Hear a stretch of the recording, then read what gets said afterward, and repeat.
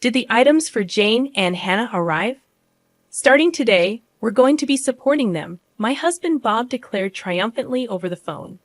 I was at a loss for words due to Bob's sudden declaration. It seemed like Jane and Hannah were the only ones on his mind, with no consideration for me. I contemplated discarding such a husband. Yeah, the stuff arrived, and I just moved into a new place. I responded in a deliberately cheerful tone. A new place? Bob muttered, then seemed stunned. My name is Caroline Smith, and I recently turned 50. I work in sales at a major company, and although the job comes with constant complaints and troubles from clients, it's rewarding and enjoyable. My only family is my husband Bob. We don't have children, and my parents passed away some time ago. My parents-in-law live nearby, but we aren't that close. We have a casual relationship. Bob loves dining out, often taking his sister Jane along for many outings. Jane's daughter, Hannah, always joins them. In the early stages of our marriage, I complained to Bob about him prioritizing Jane and her daughter over me. However, those feelings gradually faded. I want to repay them for the struggles I caused during my student days. After learning of Bob's sincere feelings, I understood that my in-laws are impoverished, living in a small, run-down apartment. It's incredibly cramped. Bob diligently pursued his studies, but he didn't pass his first-choice state university, only getting accepted into private ones. His parents couldn't afford to pay, so Jane, who was working at the time, helped with his tuition. Bob seems grateful to Jane for supporting him during difficult times. After Jane got married, she quit her job to be a stay-at-home mom, limiting her financial resources. After hearing this story, I stopped complaining, understanding the reasons for wanting to give back. I thought it best to let Bob do as he pleases, despite a bit of loneliness. I'm going to go out to eat with Jane and Hannah now, Bob said. Bob is going to dine out with Jane and her daughter today as well. Have a good time, I said with a smile, seeing him off. Let's continue to live supporting each other with Bob, who values family. That's what I thought. However, the rift in our relationship happened about 3 months ago.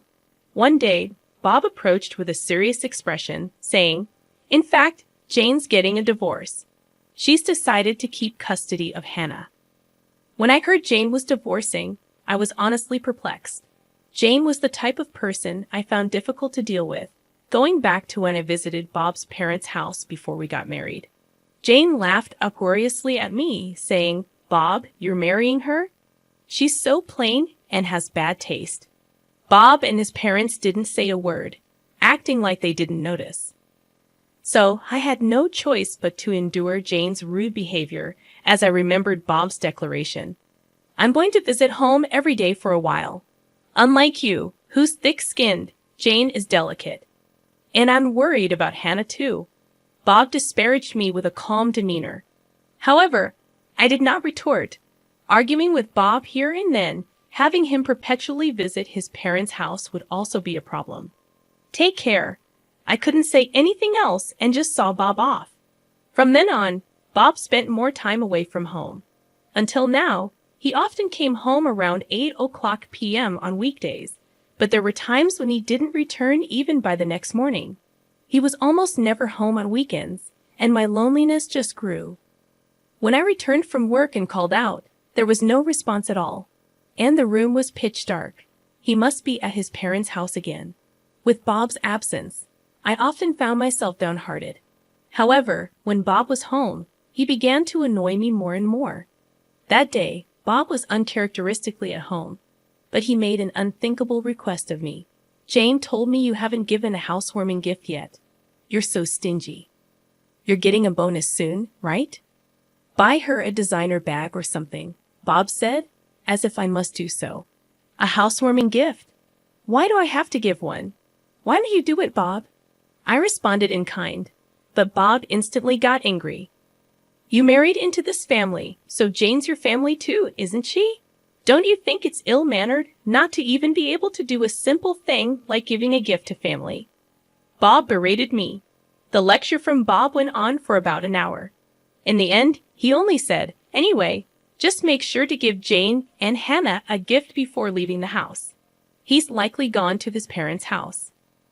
I've never received anything from Jane, I murmured quietly. A few days later, I got a call from Jane. Hello, you heard from Bob, didn't you? You really don't think things through. Normally, you give a housewarming gift, Jane stated as if she deserved it. I got irritated at the selfish attitude, so I retaliated. You've never done anything for us either, have you? Even at our wedding, we didn't get a gift from you. During the wedding, Jane said with a smile, We're family, so we don't need a wedding gift, right? Anne handed over an empty gift envelope. But there's nothing inside, is there? I asked. Even when I asked, Jane put on an innocent face. I did buy the envelope, right? I'm so nice, aren't I? Jane said with full confidence. I was at a loss for words at Jane's utter lack of common sense, and Jane had absolutely no restraint. She heartily ate the wedding meal and drank several drinks outside of the course. Even when I handed Jane the catalog gift for the guests, she complained, Aren't there any luxurious items? If there were, I could take home several. Caroline, you really don't think things through. That was the outcome, with her complaining like that. Remembering all that, Jane replied with a scoff, You're my brother's wife. I don't need to give you anything, do I? You're the lowest in our family hierarchy. Rather, it's only natural for you to honor me. If you understand, go buy a new designer bag quickly. I was astounded at the way Jane spoke, unable to say anything. Hannah strikes up a conversation. Caroline, make sure you buy my bag too. It has to be the one exclusive to the Fifth Avenue store, or I won't forgive you. Bye, Hannah. Laughing loudly with a ha-ha-ha. Hung up just like that. Unbelievable. Why am I the only one who has to endure this? I heaved a big sigh. After that, Bob just stopped coming home. Whenever he did come back, he would take money from my wallet without any regard for my desperate attempts to stop him. You're always at home, so you're not going to use the money, right? I'll use it for something worthwhile. Be grateful. Waving a few bills, Bob left the house. I couldn't take this anymore. I was becoming worn out from Bob's selfish actions. Then one day, the doorbell rang, and I opened the front door. Hello, I said, and someone who appeared to be a mover said, Is this the residence of Mr. Bob Smith? We'll start moving the stuff right away, and began bringing a multitude of boxes into the house. I hurriedly tried to stop him, saying, Wait a minute, we didn't order this. However, the mover responded with a slight troubled look. It's Mr. Bob Smith's residence, right? We received a request directly from him. Perplexed by the mover's reply, I immediately called Bob. Fortunately, Bob answered right away. In the background of the call, I could hear the crude laughter of what seemed to be Jane and Hannah. I confronted Bob. There are movers here bringing box after box into our house. What's going on? Then, Bob said something completely unexpected. Oh, did the stuff for Jane and Hannah arrive? From today, we're going to be supporting them. I don't need your opinion, got it? Bob declared triumphantly over the phone. In the background, Jane started to speak. Welcome aboard. Since you don't have kids, you must be thrilled to take care of our Hannah, right? Be grateful. Hannah voiced her displeasure with a tinge of offense. What? This old lady is going to be like a parent? So embarrassing. I can't tell my friends. I was at a loss for words due to Bob's sudden declaration. Surely the in-laws' house must have become too cramped, prompting Jane to plead with him. Our house is bigger and has spare rooms. No doubt they were requested by Jane and Hannah, who knew about this. It seemed like Bob only had Jane and Hannah on his mind. There was not a shred of consideration for me. I might as well discard such a husband. I made up my mind as I remained silent. Bob continued to issue orders. Additional baggage will arrive in a week. I bought new furniture for Jane and Hannah online, so make sure to get things sorted out. We'll stay at our parents' place until then. We can't live in a room scattered with boxes. Bob said so with a laugh. Hey, isn't this too pitiful for Caroline? She has to sort out our stuff all by herself. Jane was also snickering. It's our precious belongings. Handle them with care. Hannah had the audacity to demand. I wanted to hang up this call so badly. All right, I simply said that and immediately hung up the phone. Right after hanging up the phone, I swiftly sprang into action. A week later, Bob called again. Did the additional baggage arrive? Did you tidy up the room properly? Bob probably wants to know the current state of the house. He seemed somewhat anxious. Unable to calm down, so I smiled sweetly. Yep, the stuff arrived. And I just moved into a new place. I responded in a deliberately cheerful tone. Ha, a new place. Bob muttered, and then was stunned. In fact, on the day Jane and Hannah's belongings first arrived, I promptly sprang into action and headed to a local real estate agent, directly negotiating to find a place to live. Initially, they declined, stating it was impossible, as most places require renovations before moving in or have handover procedures, meaning you can't move in on the same day. However, after checking with several agents, I was introduced to a women-only shared housing. It came with automatic locks, providing a safe environment for women to live in. The bathroom, toilet, and kitchen were shared, and electricity and gas were already set up, allowing for immediate use. Additionally, a cleaning service came regularly, making it a well-thought-out housing option. Since it was furnished, minimal luggage would not be a problem. According to the real estate agent, there was just one room available. I'd like to see the room right away. I immediately requested from the agent. They took me to view it straight away. And just by taking one look inside the room, I decided I'll take it. When I shared this story, Bob was visibly shaken, even over the phone. Moving out on your own is utterly unreasonable, isn't it? We're a married couple. Apologize to me right now and come home, Bob scolded me. Jane, perhaps shaken, hysterically asked, What's happening with our room? Hannah too yelled angrily, Don't mess with us, old hack. Wang didn't rebut. Bob said, as if he thought of something clever, Do you think it's okay to do such a selfish thing? If we get divorced, you'll be the one in trouble, you know. That's right.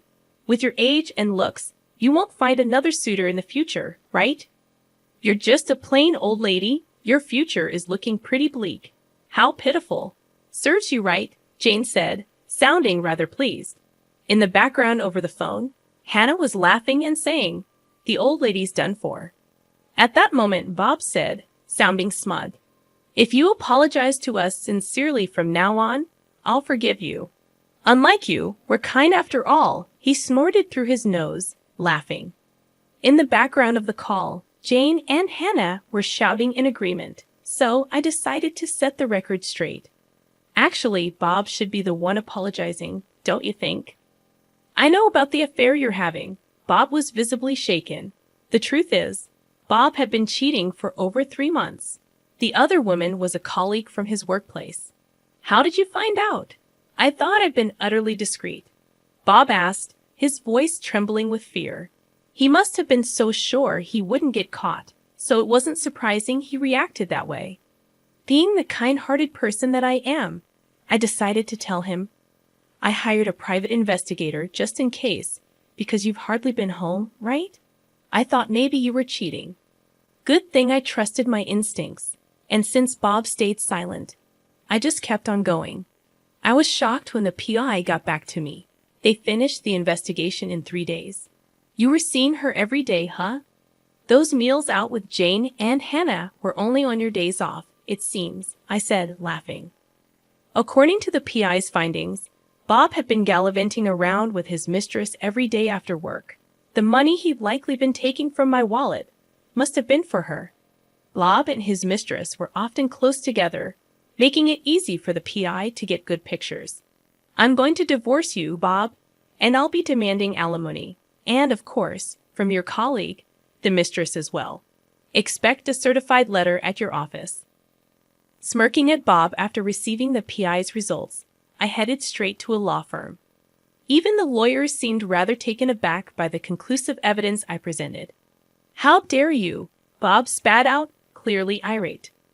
When a certified letter arrives at the company, even without opening it, they'll probably have a pretty good idea of what's going on. It's not just going to Bob, but to his mistress at the same company. Surely, everyone at the office will find out about their affair. Hey, Bob, are you okay? The situation has taken a dark turn, and Jane sounded anxious. Jane must have been planning to have Bob and me take care of life's chores for her, intending to lead a leisurely life. Jane has a long history of being a housewife, and it's unlikely she can start working now. Bob is the only one to rely on, and it can't be helped, I guess. Bob, what are you going to do? I haven't worked a day since graduating from high school, and there's no way I'm doing a part-time job now. Hannah seems slightly troubled as well. Even when Jane and Hannah blame him, Bob remains silent, unable to say anything. I delivered a further blow to Bob. Bob, you probably haven't saved any money, have you? It said in the investigation report that you've been generously spending on your mistress, even bought her the new designer handbag. Maybe you're in debt too. I dropped a bomb, and whether Bob is shaken up, he can't find the words. Ignoring him, Jane is yelling at him. What? You don't buy them for me. But why did you get them for your mistress? Are you kidding me? Plus debt? How much do you owe? I hate you, Bob. Even though I begged so much, you never bought me anything. Hannah also scolds Bob in a high-pitched voice.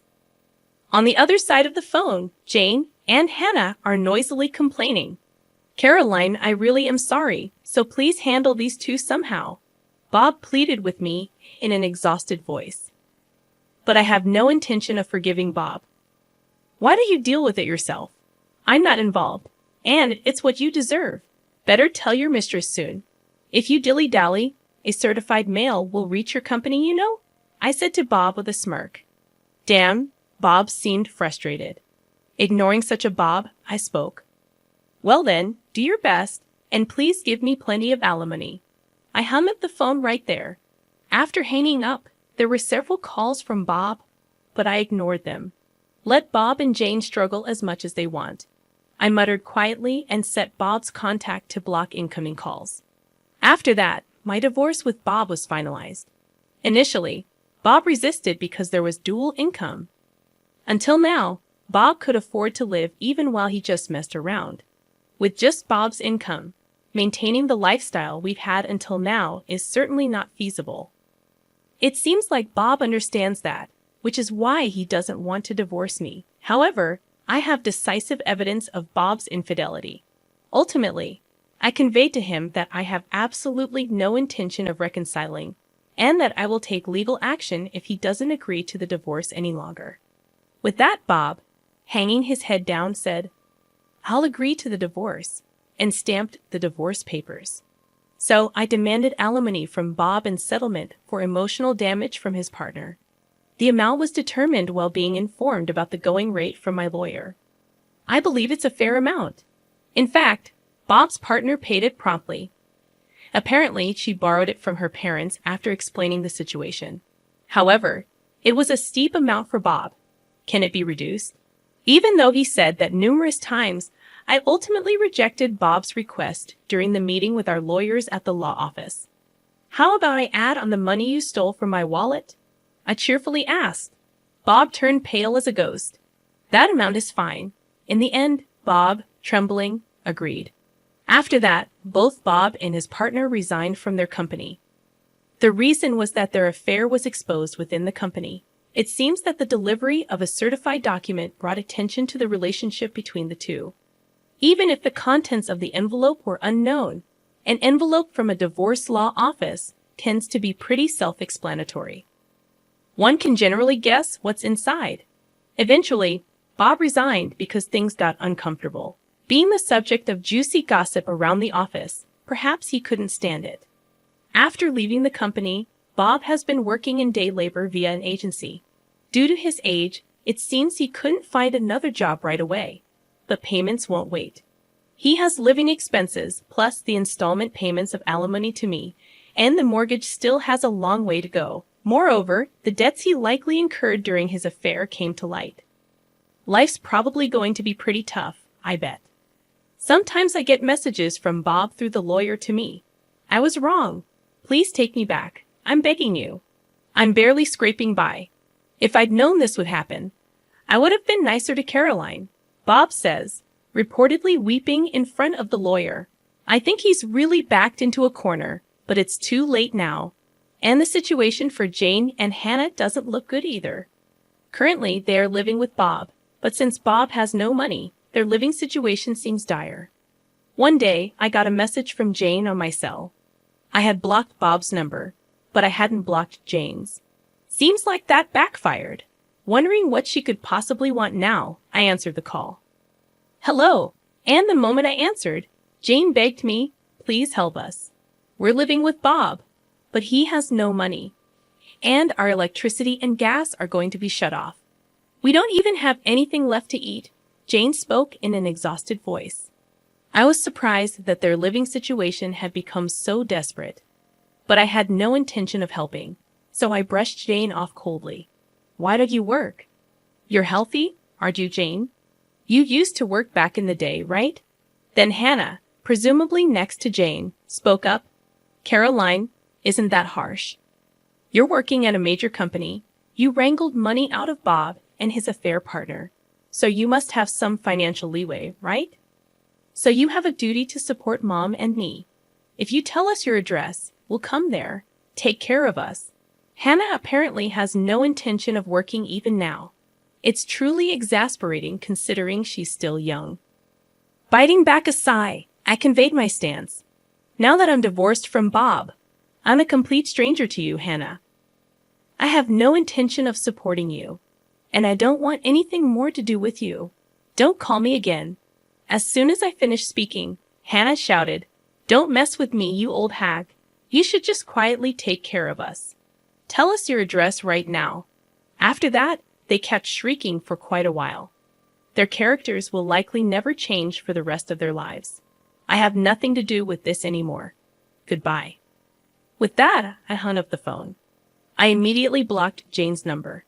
I never want to deal with them again. In their current state, they will likely face more hardship. But it's their own laziness that brought this upon them. I think it's fine if they continue to suffer. A year later, I decided to move out of the shared housing. It's a bit sad to leave where I made friends. The reason I'm leaving this fun and lively place is because I decided to adopt a dog. I met the dog at an adoption event a dog-loving friend invited me to, and I went along. That's where I had a destiny-filled encounter. While other dogs were being friendly with various people, this dog was different. It stared at me intently the moment our eyes met. I thought this dog might need me. After that, I attended the adoption events many times and deepened my bond with him. After several visits, joyfully, I was allowed to adopt him. However, the shared housing doesn't allow pets, so sadly, I had to move out. Now I live in a pet-friendly apartment. Dogs don't betray you, and it's so cute when I call. He runs towards me joyfully. There will probably be various difficulties in the future, but I'm not alone anymore. I want to move forward, facing forward, supporting each other with this beloved dog.